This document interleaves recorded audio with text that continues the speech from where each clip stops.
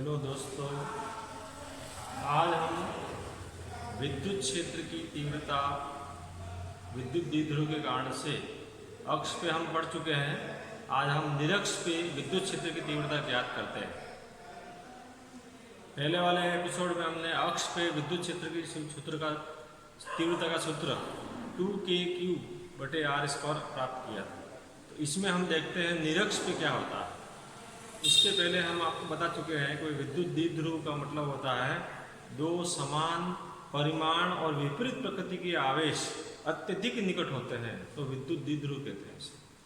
तो उस विद्युत द्विध्रुव के अक्ष पे हमने ज्ञात कर लिया था, अक्ष पे। अब निरक्ष पे तो माना कि हमारे पास एक विद्युत द्विध्रुव है AB चित्र में। यहाँ आवेश इसका परिमाण Q है और इसके केंद्र से r दूरी पर एक बिंदु P स्थित है, जहां हमें विद्युत क्षेत्र की तीव्रता ज्ञात करनी है, ये निरक्ष। तो आप देख रहे हैं P बिंदु पे अगर ये पॉजिटिव है तो इसका क्या होगा, इससे आकर्षण नहीं होगा, प्रतिकर्षण होगा। तो इस कारण से ये प्रतिकर्षित होकर के इसकी दिशा ये हो जाएगी और आकर्षण होगा तो ये दिशा इसकी ये हो जाएगी। तो इस प्रकार से इन दोनों की दिशा है वो अलग अलग इसलिए है कि इसका किसी एक के प्रति आकर्षण होगा तो किसी एक के प्रति प्रतिकर्षण होगा, तो दिशाएं अलग अलग। परिणाम ये है वो E है, परिणामी तीव्रता विद्युत क्षेत्र की तीव्रता वो E है। और यहाँ देख रहे हैं ये एंगल बन रहा है, जो कोण बन रहा है वो थीटा बन रहा है। और इसकी पूरी की दूरी अगर d दूरी है तो इसकी आधी दूरी d/2, ठीक है। अब यहाँ एक आपके पाइथागोरस थ्योरम के हिसाब से एक सूत्र बन रहा है, पाइथागोरस के हिसाब से कि ये दूरी r है और ये d/2 है, तो ये हो जाएगी दूरी √r² + d/2 का होल स्क्वायर। a स्क्वायर कर्ण का स्क्वायर बराबर क्या होता है, लंब स्क्वायर प्लस आधार स्क्वायर। इस सूत्र से हमें ये दूरी √, में आती है, ठीक है। यही दूरी यहाँ पर भी होगी क्योंकि दोनों दूरियां सेम है, ठीक है। अब हम शुरू करते हैं। सबसे पहले A बिंदु के कारण से P बिंदु पर विद्युत क्षेत्र की तीव्रता, P बिंदु पर इसके कारण से विद्युत क्षेत्र की तीव्रता E1 है, ठीक है। लेकिन ये परिणामी तीव्रता में हम ये cos का लेना होगा क्योंकि ये भले यहाँ E1 है लेकिन इस दिशा में जाएंगे तो cos थीटा इसका एक घटक लग जाता है, ठीक है। sin थीटा वाले घटक है वो एक ऊपर रहेगा, नीचे रहेगा, इस कारण से आपस में कट जाता है। ये साइन वाले घटक हैं और एक नीचे होगा,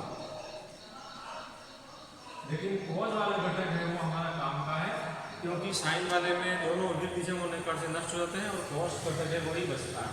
तो ये E है, ये परिणामी तीव्रता वहां पर आ जाएगा E1 cos थीटा। और इसी तरह से यहां से लेते हैं, इस बिंदु के कारण से होते हैं तो E2 cos थीटा होता है, ठीक है। अब परिणामी विद्युत क्षेत्र E का मान अपन दोनों के योग के बराबर होता है, तो E1 cos theta, E2 cos theta. अब यहाँ पर आप देख रहे हैं कि E1 का मान मतलब अगर यहाँ पर अपन तीव्रता का मान पहले अपन निकाल चुके हैं, तीव्रता का सूत्र होता है kq/r²। तो Q ये रहा, K सूत्र है इसका, और R का मतलब इन दोनों के बीच की दूरी। तो दूरी ऑलरेडी अंडरवुड में है, तो अंडरवुड में दूरी है तो इसका स्क्वायर करेंगे तो अंडरवुड हट जाएगा। उसी प्रकार से यहाँ पर भी वही आएगा क्योंकि दोनों में बीच में दूरी सेम ही है, ये और ये दोनों सेम रहते हैं और ये दोनों घटक सेम टू सेम है, इस कारण से यहाँ 2 लग जाएगा, यहाँ 2 लग गया।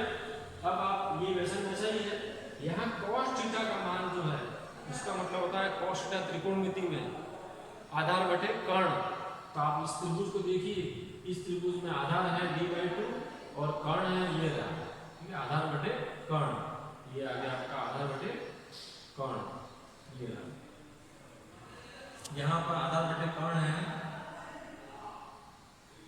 देखिए इन दोनों को जोड़ने से ये 2 आ गया, cos थीटा जैसे रख दिया।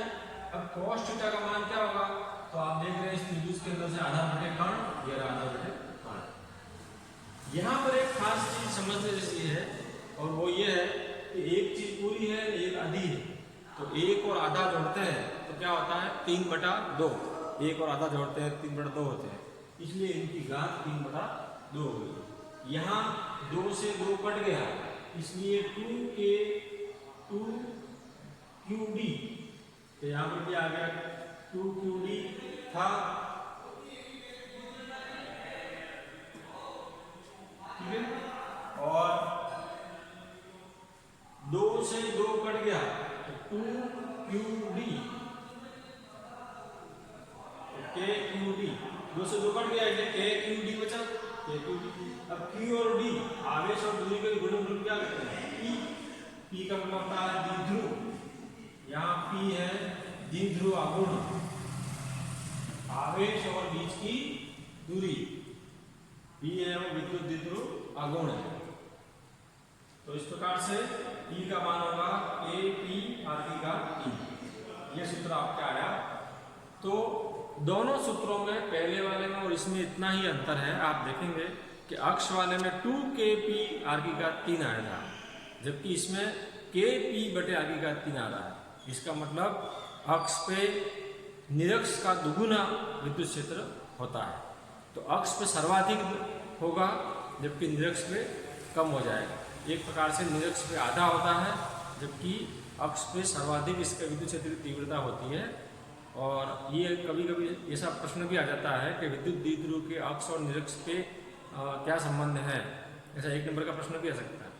तो उसमें उसका तीव्रता का अनुपात हो जाएगा 1:2, ठीक है। जैसा भी प्रश्न पूछे वैसा, अक्ष पहले पूछता है तो 1:2, निरक्ष पहले पूछ लेता है तो 2:1। तो इस प्रकार से हमें दोनों चीज़ें, विद्युत क्षेत्र की तीव्रता अक्ष पे और निरक्ष पे हमने ज्ञात कर ली। कभी कभी अगर आपको बोर्ड पे सही नहीं दिख रहा है तो आप बुक खोलिए, बुक खोल करके उसको देखिए कि ये सर बोल रहे हैं वैसा ही है। अगर आप बुक में आए, अपनी जो वो पाठ्य पुस्तक मिली है वो आप खोलेंगे घर पे तो, और फिर वीडियो भी देखना है तो आपको पूरी चीज़ समझ में आएगी। क्योंकि अभी जब तक हमारे को आगे से आदेश नहीं आते हैं, आप स्कूल में आ नहीं सकते हैं, तो यही एक तरीका है कि हम पढ़ सकते हैं। इस बहाने आप अपना अध्ययन जारी रखें। और अगर कुछ कोर्स में कमी आ जाती है तो मैं शुरुआत के लिए लेसन ही पढ़ा रहा हूँ, ताकि क्या है कि जो चीज़ें हो सकता कट जाए तो वो चीज़ हम आपको अभी नहीं पढ़ा रहे हैं।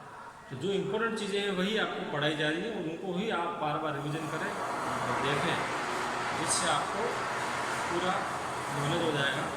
एक बार और देख लीजिए इस पूरे को, और कल और दूसरा वीडियो लेकर आएंगे आपके सामने। धन्यवाद।